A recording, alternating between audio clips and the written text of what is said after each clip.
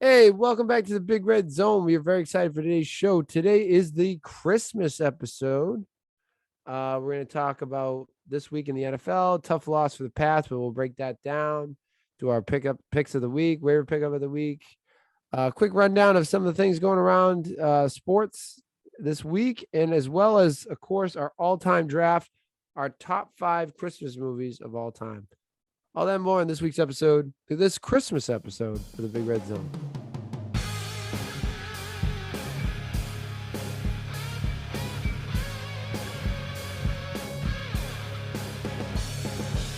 Welcome to the podcast. This is the Big Red Zone. I'm your host, Big Red. As always, I'm joined by Danny Football. Merry Christmas, Big Red. Merry Christmas, Danny Football. How are you? Doing good. I'm ready for this nice short week. Oh my goodness. We were just talking about it. I cannot wait for this week, for Thursday. That's when we'll finally start getting going. Have you finished all your Christmas shopping? Everything's been done for the week. Everything's wrapped. Everything's ready to go. So I could wake up Saturday morning with zero stress. I'm ready to rock. Is my present in the mail yet?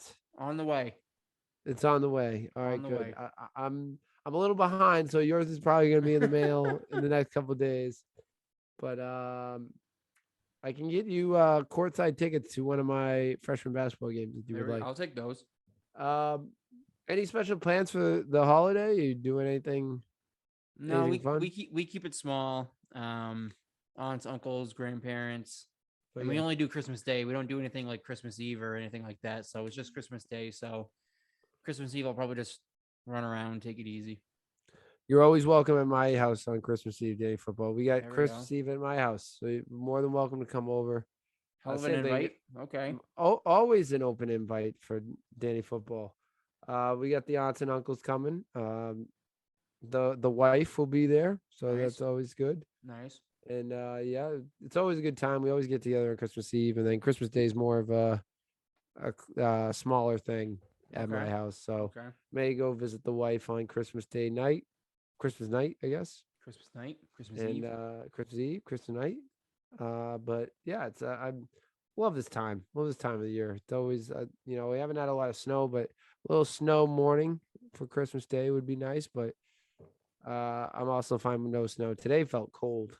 Very cold frigid day, man. But I'm good for maybe like a blanket of snow. Maybe not too much. Just to cover it up, make it look nice. Yeah, so I can listen to some Christmas music, the old time Christmas music in there. Listen to our last week's episode if you want to hear our top 5 all-time draft of Christmas songs. Danny Football, I think you might have got the better of me on that one. I did like the way my draft ended, but I think you started off way stronger. This is how we bounce back, though. This is how we bounce back. Today, we'll be able to do our Christmas movies draft, which I think I got you. I feel pretty good about it. But before we get to that, let's get through this week's sports. We'll start with weekend recap. It's the weekend recap.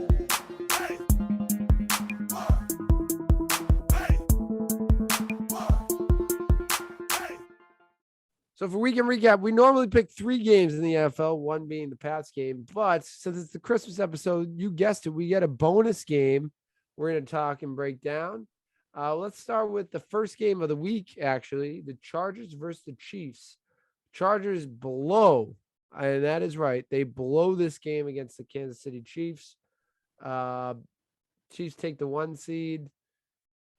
I mean, what's your initial reaction? Because I have a couple thoughts on this game, but I'd like to hear your thoughts first. Bad loss. I think we're going to be in the same boat here. Very disappointing to see the Chargers kind of choke this one away. Pat Mahomes didn't play well by any stretch of the imagination. And it's just a case of teams losing rather than the Chiefs winning. Chargers had them, and for whatever reason, whether it's, strokes of luck or just whatever sort of black magic Pat Mahomes has, he finds a way to weasel his way through these games, and now they're the 1 seed, which is unfortunate. So I think we're in the same boat in that this was a very winnable game for the Chargers, and they just choked it away. And that's detrimental to us because we didn't take care of business for ourselves. Yeah. I mean, if you're gonna talk about the 1 seed, we have to win games. So like we'll break that down in a bit, but by no means do I blame the Chargers for our reason why we're not in the 1 seed right now, because it was ours to lose. What I do blame the Chargers for is blowing this game, and I think it comes down to coaching. I mean, that's been a common theme that we've said throughout the season here on the pod. The Chargers were 0 for 4 on 4th down conversions in the red zone, or in field goal range. Sorry, in field goal range. I mean, you kick one of those field goals, you win the game. I just think after, try early in the game, I wouldn't go for it. But if you go for it, fine. You got to do what you got to do. You go for the second one, you're 0 for 2. You may want to start thinking about kicking a field goal when you're on the third try. I think we're both in the same boat on this as well. I'm a big field guy. If you're 0 for 2, 0 for 3, at what point do you just say, all right, it's just not our day. Let's just cut our losses here and kick a field goal? 0 for 4 is insane. And we'll talk about it with the Pats game. I mean, Bill said it. I heard him say it today in an interview. They asked him, why did you kick the field goal in that situation instead of go for the touchdown? Which I think, being someone that had Nick Folk in fantasy football, I think they should have went for the touchdown. Like you're down 10 points. You need the touchdown to kind of get you within like more striking distance. But he even said, let's feel the game. We were like 0 for 3 on 4th down conversions. I thought it was best just to get some points on the board. So he said something like that. Not exactly, but I mean, when you go 0 for 2, 0 for 3, maybe you want to start thinking about putting some points on the board and trying to help your team win this game, especially when Casey's starting to come back. So I just think that's bad coaching, man. And I mean, you're right. Pat Mahomes didn't play great.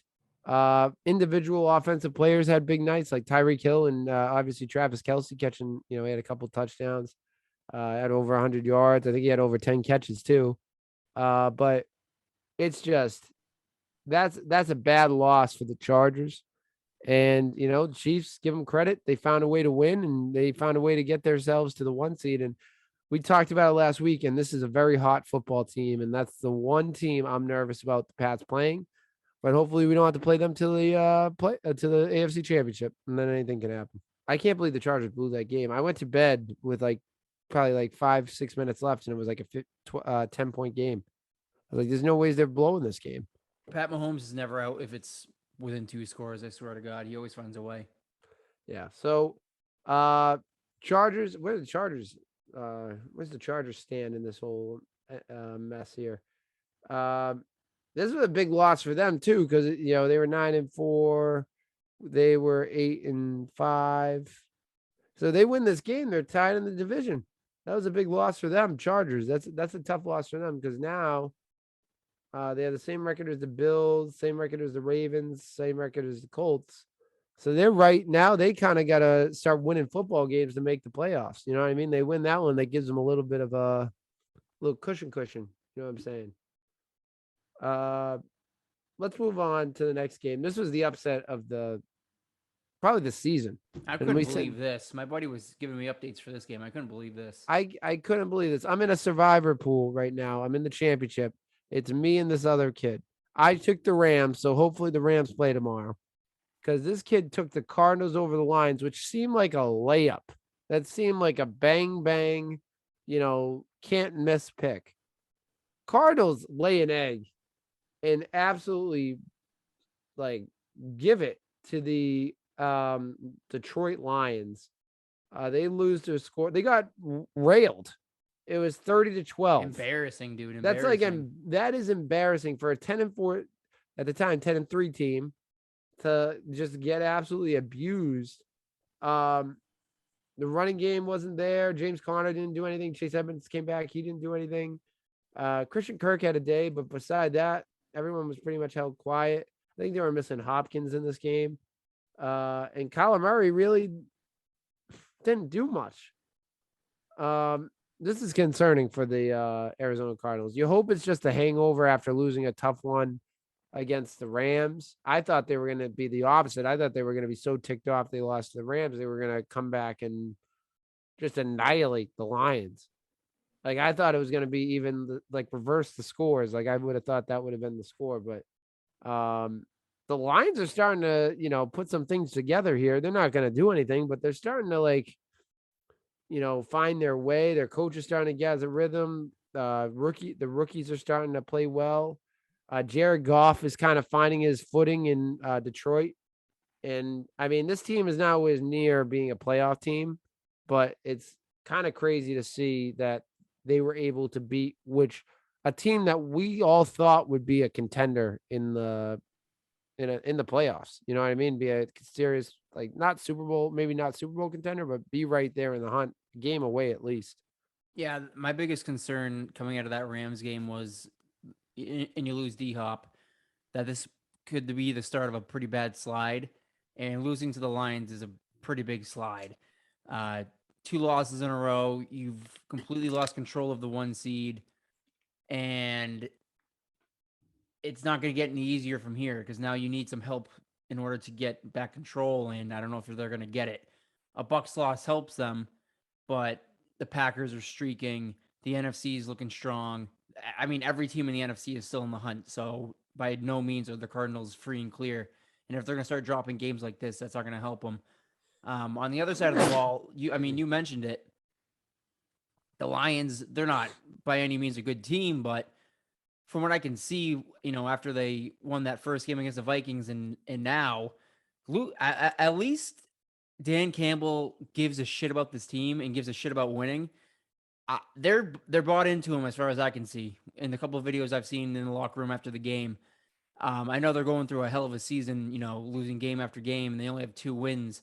But that's a dude with passion, and that's a very, very passionate coach. And I think giving him the off season, see what the Lions can do, bring in new personnel.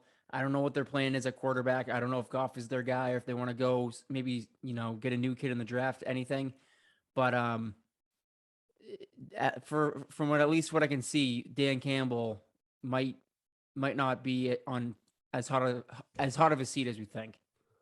Yeah, I mean, it's pretty crazy to think that like you're saying a coach that's what is he 10 2 11 and 1. I mean, I think he's a players guy. I think he's got the players on his side. And I to be honest with you, I mean, Urban Meyer got fired before he did, so that's what I'm saying. Like I was gonna say, I don't think the Lions are as in much trouble as the Jaguars, and the Jaguars just had the #1 pick and got the quarterback Messiah, the best quarterback that we supposedly have supposed to seen in like being drafted in years. And you're right. I think what they'll do is hold on to Goff and draft another quarterback and see, try to mature another quarterback, see what they got with Goff. Goff played great last week. Um, but you know what? I think the Lions, I think you're right. I think you got to give Dan Campbell another season and see what he can do in the offseason and build through the draft. Maybe, DeAndre Swift takes the rest of the year off, gets healthy. They find a tight end to come in, get some wide receivers to throw in around Goff. Because when Goff has the right wide receivers, he can, he can do all, he's okay. He's not I wouldn't say he's the quarterback that the Rams thought they got when they drafted him, but I think I think he gets a really bad rap. Uh, and we'll see what happens. Give him another year, and I definitely like how he's not laying over and just playing for the draft. He wants to win every game. yeah, that's what I'm saying. It's so easy if he just said, "All right, we're punting on the season." He's going out there and trying to get these games. And there have been a couple of their losses where they were close. They were real close. Yeah. So this dude is out there scratching and clawing, trying to get whatever he can, as opposed to an Urban Meyer who kind of just phoned it in. Yeah, Urban Meyer was awful. Like he was. It's good that he's gonzo. I mean, you look at the two teams he beat. He beat two high power offenses, and he got blown out by the Broncos. Lost by 2 to the Bears. Lost by 3 to the Browns, who we're saying is a potential division winner. He tied the Steelers. Eagles blew him out. Rams blew him out. Where is it? He almost beat the Vikings twice, lost them by 2. 2-point game to the Ravens, who are a playoff team. And it was a close game with the 49ers week 1. So it's like they're right in these games. It's just they find ways to blow them. Right, And right. Which I can think change next season if they have the right people. right. I think it comes with like a first time ever head coach and a lot of young players. So, and I like that guy Ahmad St. Brown. A little foreshadowing further on the show, but I like that rookie. I think that's a great wide receiver, and he's starting to. That's what I mean by starting to feel more comfortable. You can see over the last couple of weeks, Goff has built up a comfortability with him, and he looks more comfortable in the field too. So, uh, I'm rooting for. I always pull for Detroit because, like, I feel like they just can't seem to figure it out, and I really hope Dan Campbell's the guy that kind of helped them start moving in the right direction. On the other side, you said it. You said it. They're going to need some help. The Cardinals. They lucked out a little bit with the Bucks loss, but the Rams win today. The Rams are in first place in the division because they have the tiebreaker. They beat them last week. And they play the Cowboys. The Cowboys are 10-4. They play them, I think, either next week or the week after. And they need a little help from the Packers to lose. Someone to beat the Packers. The last three games are the Colts, Cowboys, and Seahawks. Seahawks, it's a toss-up who you're going to see each week. But Cowboys are a good team. We've talked about them. That defense looked really good the last few weeks. And the Colts, I mean, they just beat us. So, they not an easy schedule by any means. So they need to start putting together some wins to try to get not only make a playoff spot, but kind of secure a good at least a home field advantage game for that first round. Right. Let's move on to the next because I can't believe that was a huge upset. This is another crazy this next game, the bonus game that we'll say. I don't get it. I really don't. I don't know what. I mean, the defensive coordinator down in New Orleans should write a book because he just has the secrets. He has every secret to stopping Tom Brady in the regular season. I have no idea what it is. Tom Brady and the Bucks are 0-4 against the Saints in 2 in the years. regular season. In the regular season, they did beat them last year in the playoffs. It's the first time Tom Brady's been shut out In in 15, 15 years, which is nuts.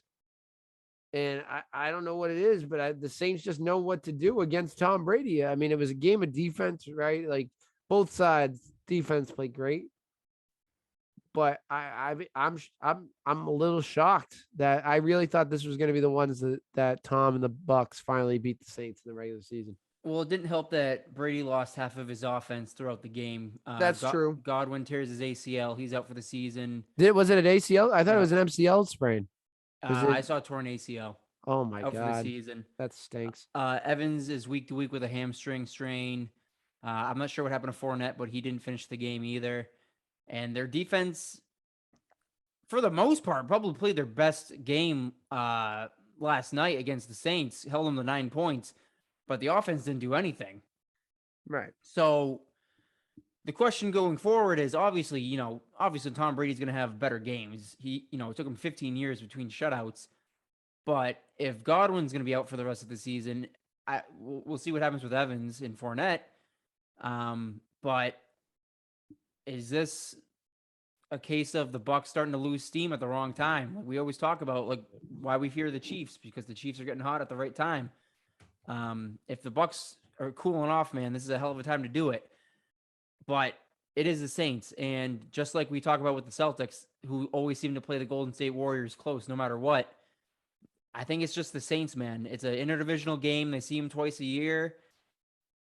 Even without Sean Payton wasn't even in there. So yeah, maybe it's defensive coordinator, maybe it's just the personnel, but they just know how to play these guys. And Tom Brady struggles, and they got plenty of pressure on him last night. A lot of sacks, a couple interceptions, and holding him to a 0 is insane. I couldn't believe it. I watched most of the game, and it wasn't the most entertaining game I've ever seen, but it was fascinating to see him struggle as hard as he did. Yeah, it was pretty. I mean, the start the game, he almost threw that pick. I mean, that was inches away from like first play of the game. They read him like it is. I think the word you used is spot on. It's fascinating to see this team just dismantle this offense that has been dominant.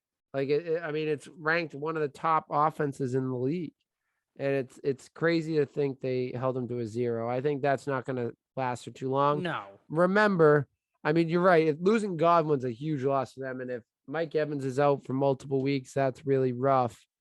They do have Antonio Brown coming back, which, I mean, at the beginning of the year, he was unbelievable. But they're going to need him to play like the old Antonio Brown because that's like they have no one else. So he's coming back at a good time. And they just gotta hope he is able to produce. And they need a little bit more from Gronk. But I think you're right. They peaked too early. This team peaked way too early. We'll have to see how they respond this upcoming week. Maybe it is just the Saints, but if this snowballs, man, this could spell disaster for them going into the playoffs. Last season was completely different. They were hot going into the playoffs. Defense was picking it up. Again, I'm not putting this game on the defense by any stretch of the imagination. You score 0 points, you're going to lose the game. But if the offense is what's going to be struggling going into the playoffs, they're cooked. Yeah. And I think, to your point, I think the defense is kind of improving every week. I think they're getting a little more healthy. They're looking better together. Like, they're playing well. It's just the offense can't put up 0 points. That's pretty brutal. Especially when you have the Packers team that's like it's like they're like the Bucks last year. They just keep getting better and better and better. They're rolling each week. And that's like they got to start putting together the Bucks, have to start putting together a good, strong last 3 weeks there. And you know what? The Bucks probably can do it because they play the Panthers twice and the Jets. So this will be 3 weeks where they can kind of start getting a rhythm. I don't think any of those two teams are going to shut out the Bucks in any of those 3 games. I mean, we didn't think the Lions were going to beat the Cardinals. So at this point, very true. It's any given Sunday at this point. Very true. Very true. But I think if you're going to get a rhythm, it has to be in these 3 games because the schedule's in your favor. So we'll have to see how Antonio Brown does getting back. Hopefully Mike Evans is okay. And it's going to be these last 3 weeks are kind of huge. These are huge weeks. And the final game we're going to talk about, which it was a tough one to watch, was the Pats Colts game. Saturday night game. Coming off a bye. It was just, I said it. It was a terrible first half in one play from Mac Jones and the entire Patriots team. And from that point on, you started seeing them get a rhythm and start coming back and inching back in this game. I say one play because the first play of the second half, I think they threw the pick. My takeaway from this, Mac Jones didn't play well, and you can say what you want about the defense. The defense, I thought, played okay. I think the big play that changed the game was the punt block for a touchdown. That was such a backbreaker, man. Because if you look at it at the end of the game, when you're playing, when they gave up that touchdown to Jonathan Taylor, yeah. I think you would be tied in that because they were down 3, right? I believe so. So you're winning. They made it a 10-point game.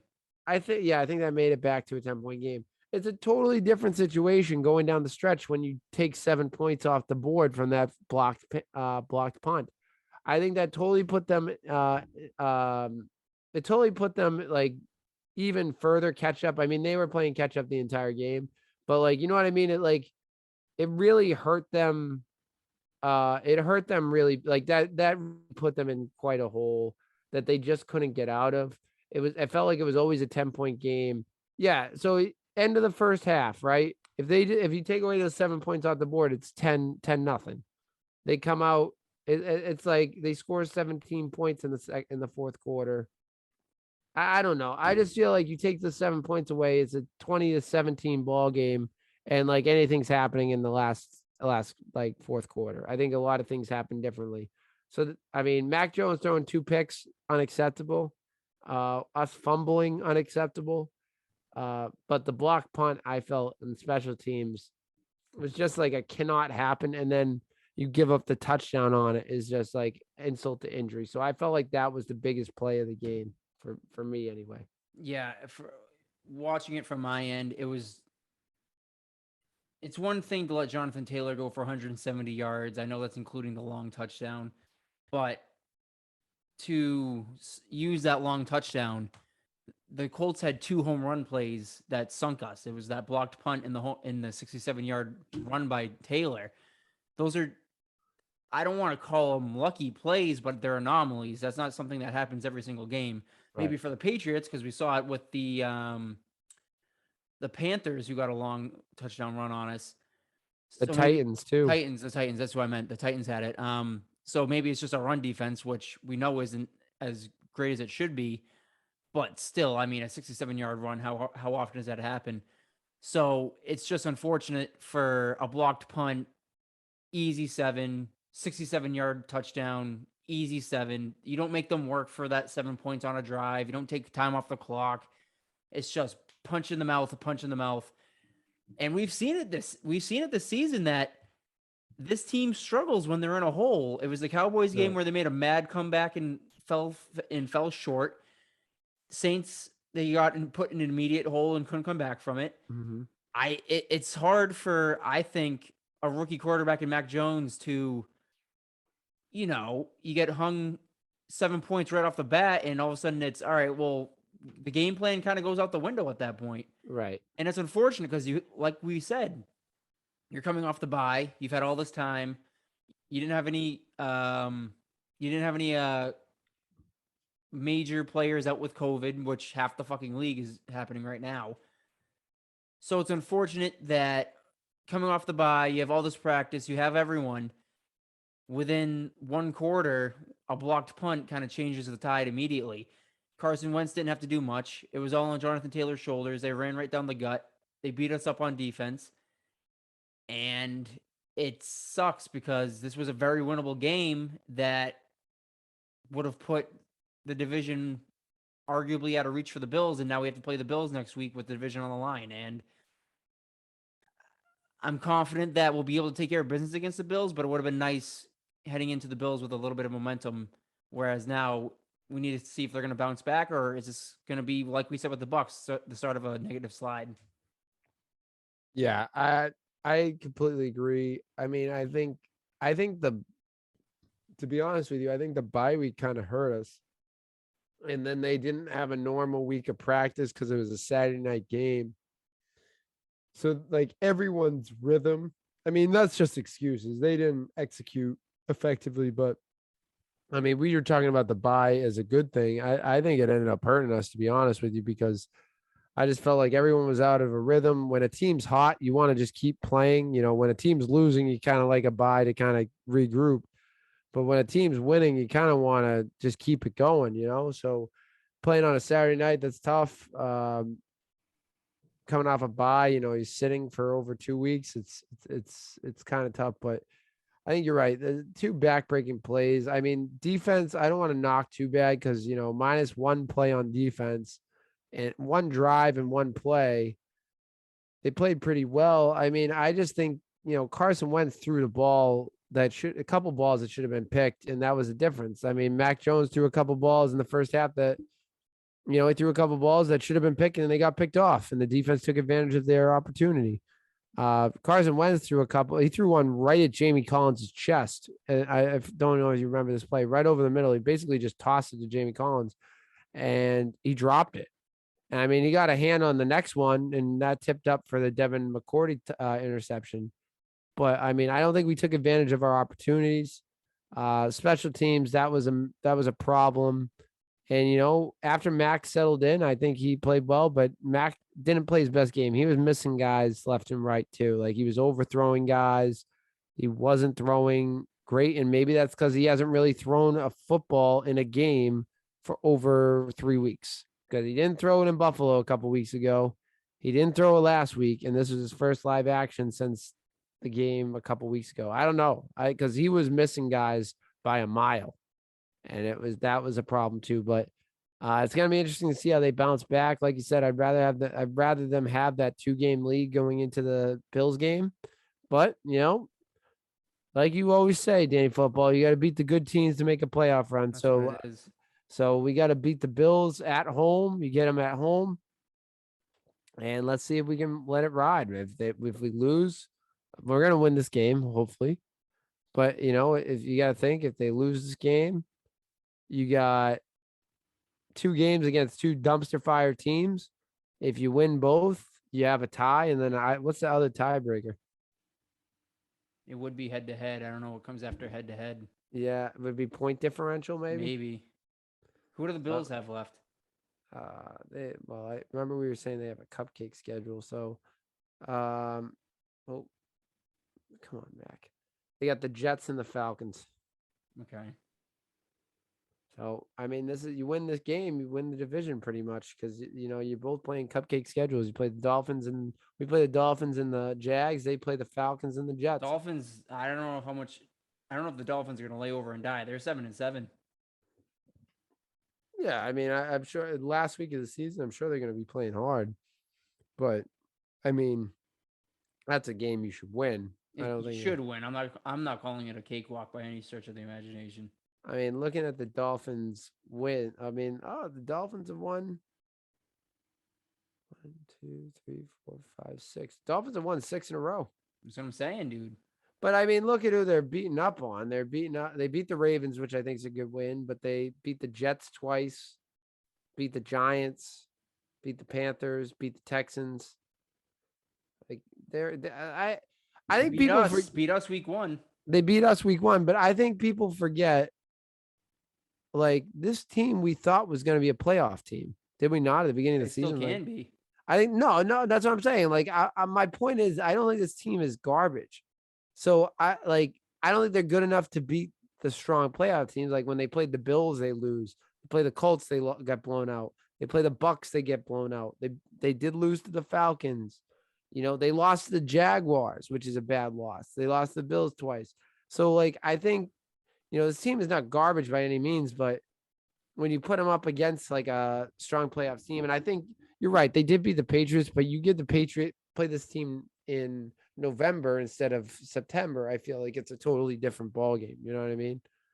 So, but you're right, it's not a gimme game by any means, but it's definitely better than having to play the Bucks week 18 and needing it to get the division locked up. So, but they need to get back to work to the drawing board and come back strong and answer the call. And this is your division right here. Go beat the Bills, and it's your division to lose. Let's just win the Bills game, boys. Let's get into our next segment of the night, the picks of the week. Picks of the week.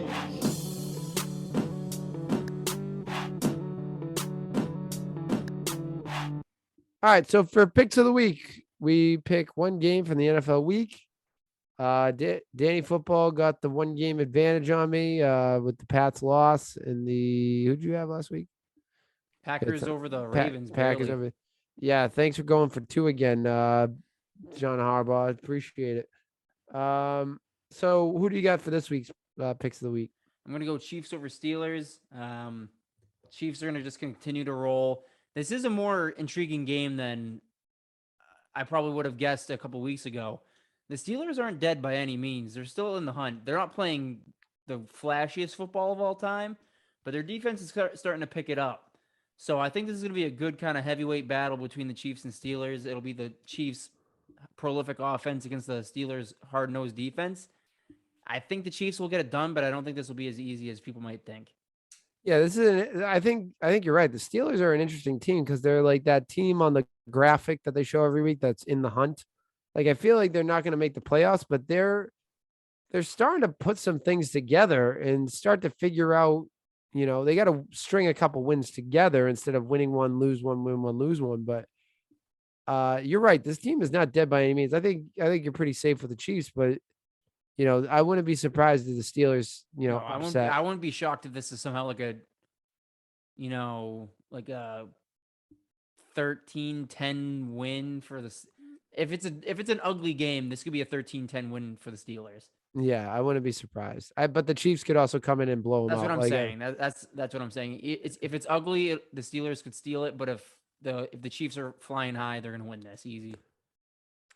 And you thought I was going to be afraid. I was going to be scared off by this loss to the Colts. I'm not. I'm going Pats over Bills. They beat them once. They could do it again. He's doubling down. This time we're in the backyard. Last week, I was thinking after the show aired, I should have went Saints over Bucks. I should have really like quadrupled down on the Kept Bucks your heater, take. yeah. But you know what? I was on the heater. I was already on a heater, a Pats heater, so I had to ride it. But guess what? I'm back on the train. So Pats are gonna win over the Bills, get that 2-game lead, and division's ours.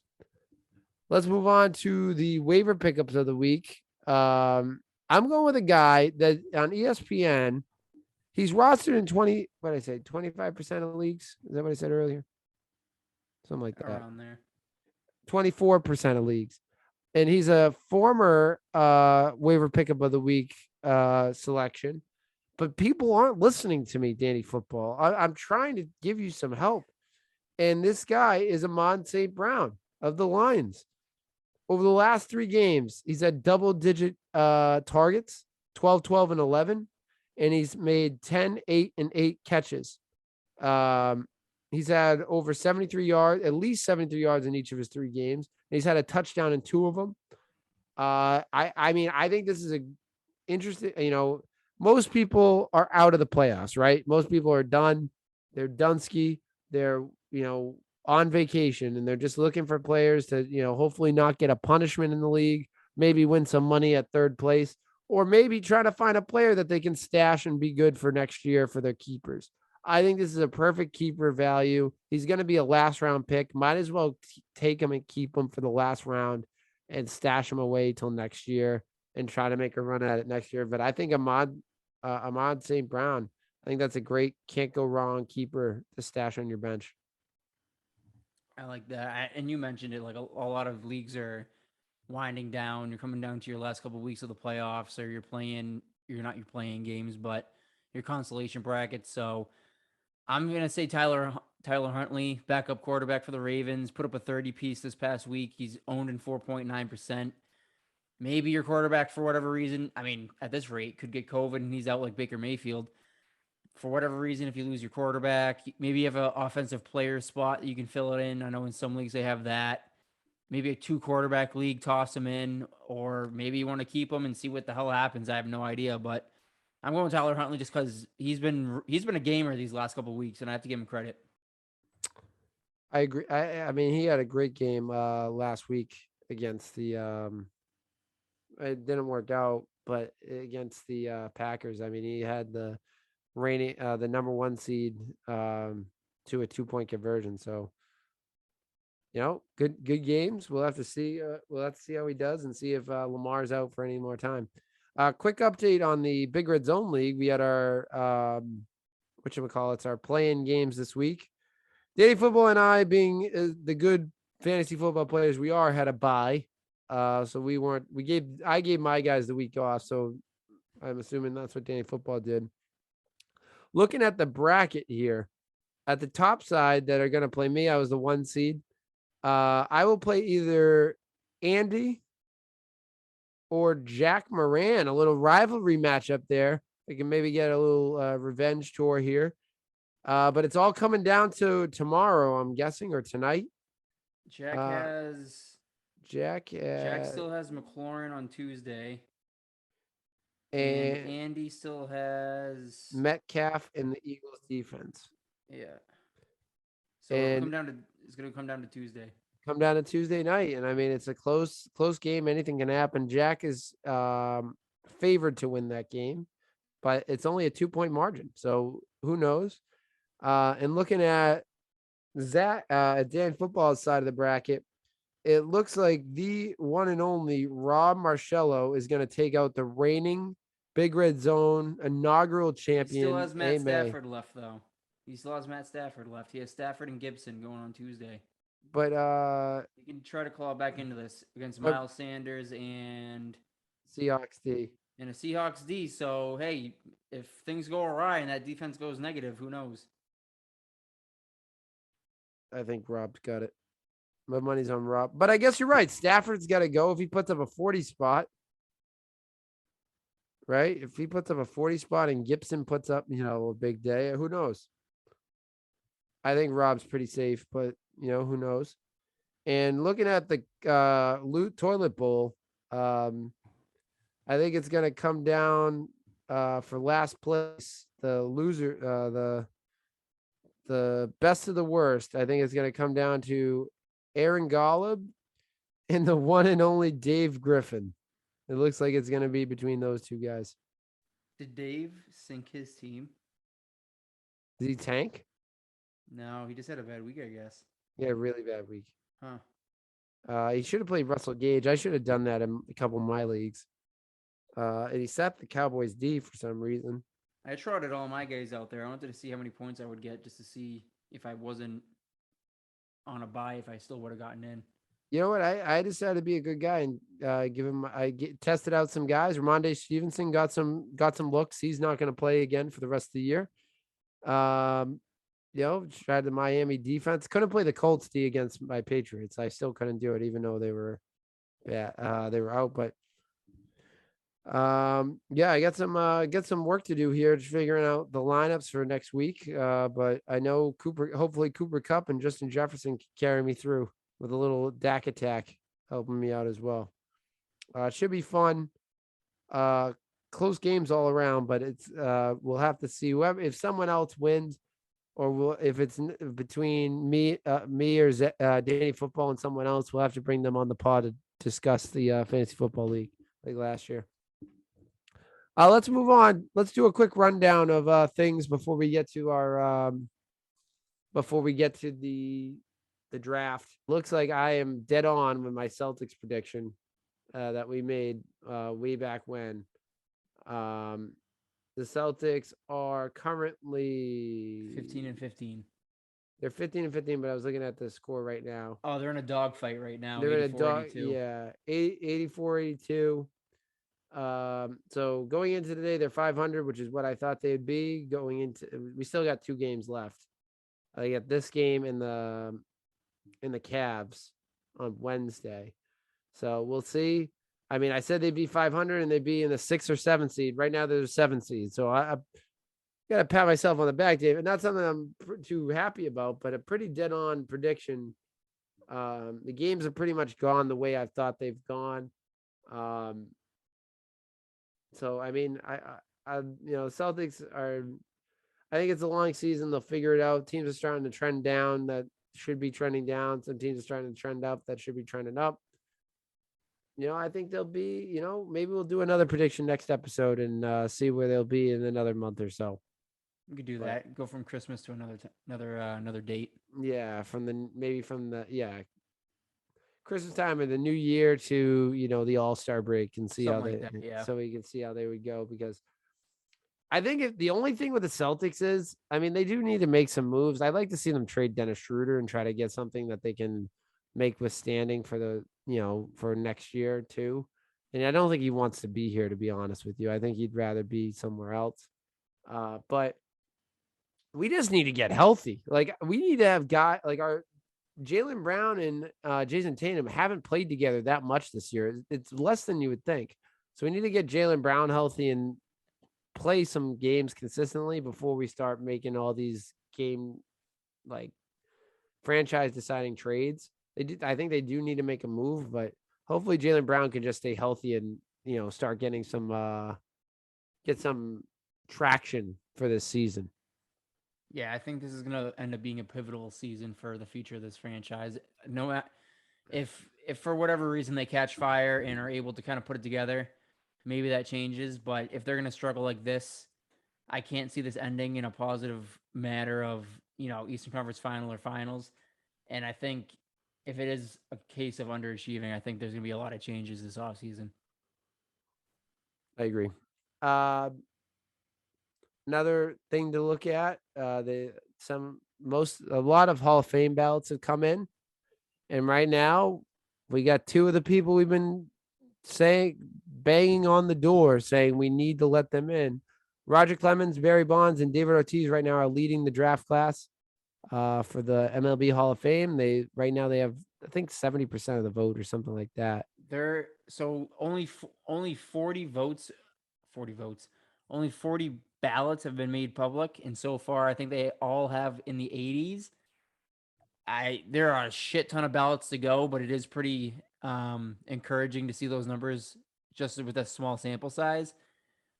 If we're finally closing the book on keeping these guys out because of extracurricular activities, I'm all for it. Like this is if it's gonna be now, let's do it now. Right. No more BS with steroids or gambling or any sort of again off the field shenanigans. The Hall of Fame is for baseball. Baseball is played on a diamond in between those lines. Whatever happens, happens. Anything that happens outside of those lines happens outside of those lines, like Kurt Schilling. Yeah, Nothing that's should be changing from the day you retire to your final year on the ballot that you shouldn't be a Hall of Famer. If Barry Bonds cranks his record-breaking home run, that's it. He's in the Hall of Fame, done and done. It shouldn't matter what happens in the offseason or whatever becomes of his legacy. I don't know what the change is this year, but if we're going to do it, let's do it now. I've seen Kurt Schilling was trend. It was like 65% at the first time they listed all the ballots, and now he's even lower. So it doesn't look good for him, which say what you want about him. He can say he's a jerk. You can say he's an idiot. You can say whatever you want about him, but the guy was an animal on the mound, and he deserves to be in there. And if we're going to start letting, and I'm happy we're doing it, we're going to start letting guys like Roger and Barry in. We got to start we have to look at Kurt Schilling and say, this is his 10th ballot. He's not going to get another chance. He deserves to be in. Let's end it, move on. And especially some of these other scumbags that we've let into the Hall of Fame that are just dirt bags. Like we're really gonna tell Roger Clemens he can't be in the Hall of Fame after he's probably the best pitcher of the generation. Like it's ridiculous. So I'm happy that we're gonna start letting people in. The next step, and Danny Football, maybe we should start a petition. We should start getting signatures from the Big Red Zone. It may get us a little press here. But I want to start a petition. I don't know how to start one. So if anyone knows, let us know in the comments. I want to start a petition to get Pete Rose eligible to be voted into the Hall of Fame. I don't know. Let him into the Hall of Fame. I don't know how we can do this. I'm willing to put our minds together. But I like this guy. The fact that Pete Rose isn't in the Hall of Fame really grinds my gears. That's probably the worst of all of them, I think. It has to be. He's probably one of the greatest. He's the greatest switch hitter of all time, and he may be one of the greatest hitters of all. He's definitely one of the greatest hitters of all time. So it's ridiculous that even though Dave Griffin doesn't believe he should be in the Hall of Fame, like I think it's ridiculous that this guy is not. They haven't said, all right, you know what? Maybe we jumped a little. Maybe the people then jumped a little bit ahead of the gun there, and I think we need to let this guy in. So, Danny Football, we got to put our minds together and try to get this guy in the Hall of Fame. We'll get it done. We're coming for you, Pete. We're rooting for you. All right, so let's move on. Let's get a little festive here, Danny Football. I feel like we should put some Christmas music on and get a little festive. Let's get into the all-time series draft, Christmas movie edition. We're gonna pick 5 movies. We're gonna go back and forth. I'm getting the random number generator up. Danny Football really played the system last week and was able to get that non-back-to-back pick. So we'll have to see how it goes this week. Danny Football, give me a number between 1 and 100. 25. I'm going to go 26. Wow. God damn it. Oh, my God. 14. Let's go. All right, we're going snake draft here, Danny Football. None of this I get to pick first every round. So Okay. Who are you picking first in the draft? First pick of the draft is going to be A Christmas Story. Oh, that's a classic. That's a great movie. All right, I'm going to start off with a classic Christmas movie. Can't go the whole Christmas season without watching this one. I'm going Santa Claus is Coming to Town. All right. Old claymation. You got another one, right? And I got one more back. This one is actually probably my favorite Christmas movie of all time. I don't know if you would choose this one, but I got to choose just so I get it off the board from you. This has to be one of my favorite Christmas movies. It's just so funny. I'm going Christmas Vacation. Oh, National Lampoon. All right. It's literally I've probably watched that movie 5 times this one Christmas season, and I've laughed every time. Christmas Vacation. If you haven't seen it, go watch it. Good movie. It's such a good movie. All right. Do I get 2 now? You get 2. All right. I'm going to go Elf. Elf is good. I know. I understand the Elf pick. Everyone loves Elf, but that's the thing. I'm not a huge Elf guy. I think it's a half decent movie, but people love Elf. people do love Elf. And I'm gonna go Home Alone. Going more new school, not going with the old school Christmas movies. There, I'm picking and popping my shots here.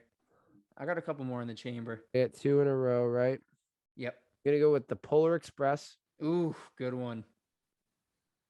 I'm actually a big Polar Express guy. That's another one. That's another one that a lot of people like. And I'm gonna go with To Be Specific. Okay. Hold on, let me just make sure. Yeah, To Be Specific, the Jim Carrey Grinch Who Stole Christmas. So you're going live action. Live action. I think it's hilarious. I like funny movies, so I like the Grinch. Live action is just so funny.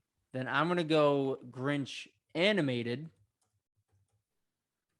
Animated, okay. The little half-hour special, I like it. The old school one too. I think they just did a new one, so I'm gonna go. So Animated old school. And this one is a point of contention for a lot of people. I'm gonna toss it in because it's a fun one. I'm gonna go Die Hard.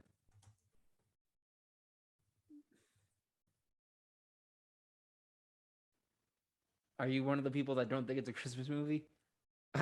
I'm one of the people that counts it as a Christmas movie just to make people mad. But there we go.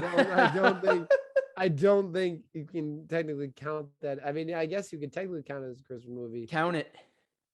But man, we're gonna leave the Heat Misers off this. You can still pick them. You have 1 pick left, right? But I have one that's just a classic. Man. Do you leave it off the board, man? It's not worth leaving it for this episode, this show, this movie. One of the best. I'll give it an honor. So I'll do A Year Without a Santa Claus, because those 2 characters are just the Heat Miser and Snow Miser are just classic. Can't leave them out. We left Rudolph the Red-Nosed Reindeer off this list. I like that movie, man, but I don't know. Yeah, definitely got less into it as the years have gone on. Yeah, maybe it's because we're old and kind of beat down. I don't know. A lot of bullying in that movie, huh? That's what I'm saying, dude. Like, I don't know if that movie really sends the best message. People learn their lesson though. They learn to accept. Yeah, but that's only after they're like, "Holy shit!" That's only after he saves the day. Yeah, it's after he's run out of town. Right. They literally exile him from his home, and then he literally comes back, saves the day, and they're like, "Oh, you're the best thing ever, man." The movie I was thinking of that I really wanted to pick was, then hear me out on this one. This is a Christmas Eve. Every Christmas Eve I watch this movie. Pee-wee's Christmas Special. Oh, dude, I'm not a big Pee Wee Herman guy. Dude, you gotta watch this Pee-wee's Christmas Special, man. Man. It's classic, dude. I kind of want to put Frosty on here, but I don't know if that's so much. How did Frosty miss it? Frosty missed it. Is that Christmas though, or more just winter? No, it's Christmas, because remember Santa brings him. That's a good point. Yeah, him. he puts the hat back on him. That's right. Puts the hat back on him. He blows a little snow in the Frosty's definitely one of my more favorite ones. Christmas one. Home Alone's a great one. You went all mostly live action movies. I went I went more of the cartoon claymation route. Can't go wrong with those. Can't go wrong. But you be the judge, I guess. I wish we went a couple more rounds. I feel like there was a lot of Christmas movies. Man, do you like Christmas Vacation? I feel like not a lot of people know about that movie, or are fans of that movie. I know I like it. I don't know. I guess I'm more of a cartoon guy. So you're more of a cartoon guy. You picked. I know 4 out of 5. That's what I'm saying. But like, Christmas Story, you always watch that one. Yeah. And then Elf again. I'm not a big Elf person. I was more of a Pander pick. Home Alone, more of a pander pick. I'm not a big Home Alone guy. Really, not a Home I'm Alone not guy. not a huge like again like some people like I they love know Home Alone. they can quote the movie. They know like That's me. they know the movie front to back. I'm not that deep. And then Grinch, I know Grinch front to back. And then Die Hard is classic. just a funny one. Yeah. But for me, it's if I was doing my favorites and not just the draft, if I was doing my Yeah. favorites, it's Rudolph, Grinch, Christmas Story, Santa Claus is Coming to Town, and then maybe probably a Frosty. I liked all the cartoons. The cartoons or claymations. That's interesting. I had to pick. It's funny if I picked my favorite ones of all time. Like if I did my favorites, I'd be pretty close to what my list is. I would do probably Christmas Vacation, Home Alone, Santa Claus Coming to Town, and then it's probably maybe Rudolph, Christmas Story, Rudolph, something like that. It's a little bit like that, I think. I love Christmas Vacation. I can watch. I laugh every single time of that movie. I think it's hilarious. I think it's just a funny movie. And Polar Express has to be up there too. I just think that's a very wholesome tale. Tom Hanks plays about 30 characters, and Oh my god, that's insane. I never picked up on it as a kid, but then when I got older, I was like, how the fuck? I was like, wow, he really went ham on this. yeah, it was pretty much the Tom Hanks story. Tom Hanks actually did that when he was 5 years old. Yeah, I think that's a great list. I think that's way more even than our last one. So we didn't put the other one out, but maybe we'll put all the post all those both draft results out in before Christmas. And we'll see what you guys think. So before we wrap up this week's Christmas episode, let's get to our final segment of the night, the People's Topic. It's the people's topic, baby! People's topic.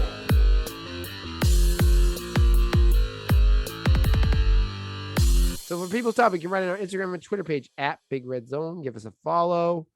You find us on TikTok, Big Red Zone. Make sure you hit the like button on this video as well as other videos. Subscribe to our YouTube channel and all that good stuff. We got a bunch for the Christmas episode. Let's go. Let's start with the wife. She sent me a picture of her socks with a hedgehog with a present. Nice socks. That's a bad one. Bad one to start off. I can only imagine the socks look great. All right, here's a good one. What's your favorite Christmas sports moment? This one comes from our Ooh. friend of the show, A. May. Ooh, favorite Christmas sports moment. I mean, can we count the Dan Conley kickoff return? Was that during kind of like Christmassy time?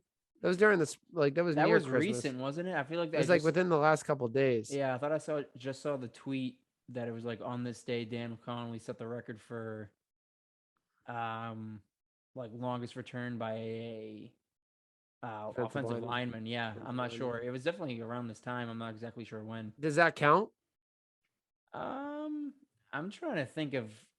I mean, the only one I can think of is that and the Deshaun Jackson like return for a touchdown at the end. There's that one, yeah. That's the only two I can remember. Not a lot of Christmas Day, like because NFL doesn't normally play on Christmas. I mean, basketball, we usually get the Celtics on Christmas. Right. That's, I mean, I'm basketball. Sure, I think Christmas, man, that's a tough one. I'll go Kobe and LeBron going back and forth on a Christmas. I can't tell you exactly what year it was, but it was Lakers Cavs. That's a good one. On Christmas Day, and those two dueled. I have to look up the actual stat lines, but I remember I always watch basketball on Christmas, so I remember those two just having it out. That was a crazy game. I think Kobe he might have hit a buzzer beater that game. Let me check. That's a good one. I remember that game. I remember them promoting that game, and I remember because it was one of the last years LeBron was in. Oh, it might have been. Oh, it was Lakers Miami. Yeah, it was one of the last years LeBron. It was right before LeBron left, so it must have been when he went. It was right before he left to go to the back to the Cavs, maybe. Yeah. So that's a good one. I like that one.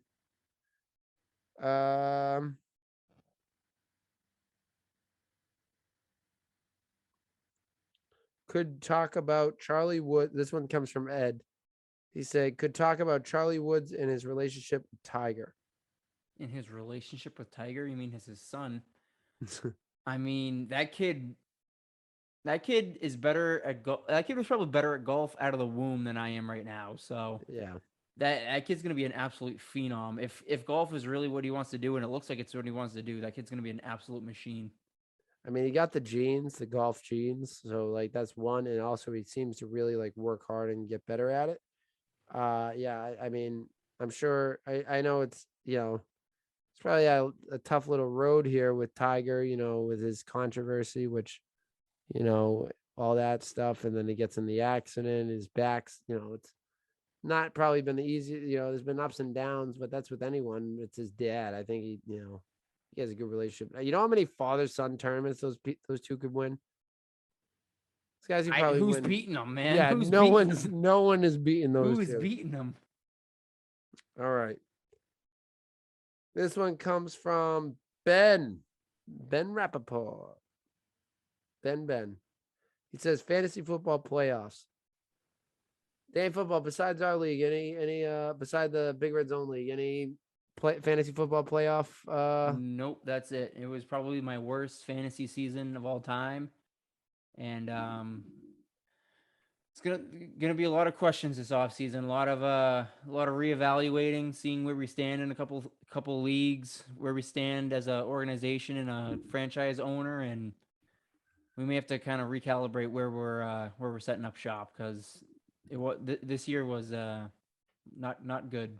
I know you're not going to leave the Rocks League. I know you can't leave. Everything's under consideration, my man. Oh Everything's my under goodness, consideration. you're out of your mind. Everything's under consideration. Well, I know you're not leaving the Big Red Zone League. No. We're doing just fine in that league.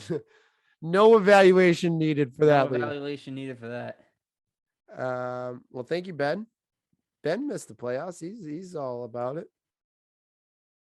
I just lost in the Rocks League. Unfortunately, I was just saying, shout out to Phil for kicking my behind the last 2 weeks. Tough pill to swallow. Vicky, our good friend Vicky, said people's topic should be you being a magician. I am pretty good at card tricks. I showed Vicky we had a Yankee swap party last week. By the way, I killed it on the Yankee swap. Bought an avocado throwing game at if anyone knows what I'm talking about, you know what I'm talking about, at Target.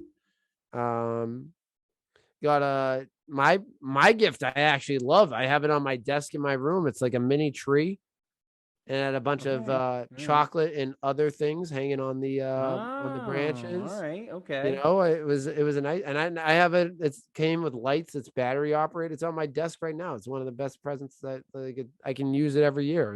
It was great Yankee swap gift. The wife got got one of those rolly seats. Remember, you used to sit on those in like when you're in elementary school in phys ed class, where you used to roll around on the Oh my god, dude. Yeah, an Elsa rollaway thing. But yeah, but at the party I did a couple card tricks. They were amazed as always. There we go. It was I was a hit. I do child's birthday parties and bachelor parties if you would like. Yeah, man of the people. So thank you, Vicky. Appreciate it. This one comes from Ellie again, my good friend Ellie. She said stuffing, spicy or plain? Plain. I think I'd go plain too. I have had a little spicy stuffing before, and I don't know. Nothing beats the plain stuff. I'm not a big stuffing guy as it is, but I think I got to go plain. Sometimes you need a little kick, though. I guess that's a good point.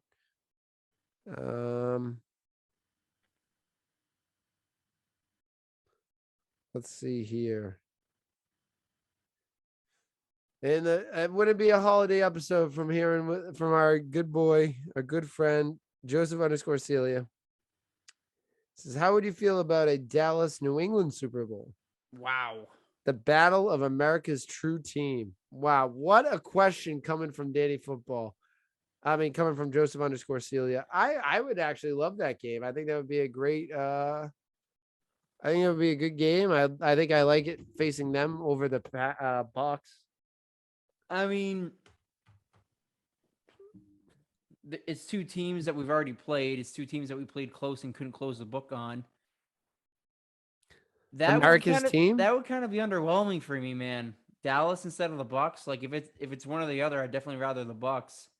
Yeah, I think it's a Super Bowl. I'm definitely, I'm excited for a Super Bowl. I'll never turn down a Super Bowl, but if I had my choice, I'd rather the Bucks. If it was Bucks Cowboys NFC Championship game, I'm pulling for the Bucks. Yeah, I think in the NFL would probably be pulling for the Bucks too because they want to see Brady versus Belichick in a Super Bowl. Not many storylines in a Dallas New England one. I mean, it would be like he said, America's team. That. Yeah, I don't know, man. Are the Dallas Jerry Jones versus Jones versus Belichick? I mean, not Belichick. Kraft.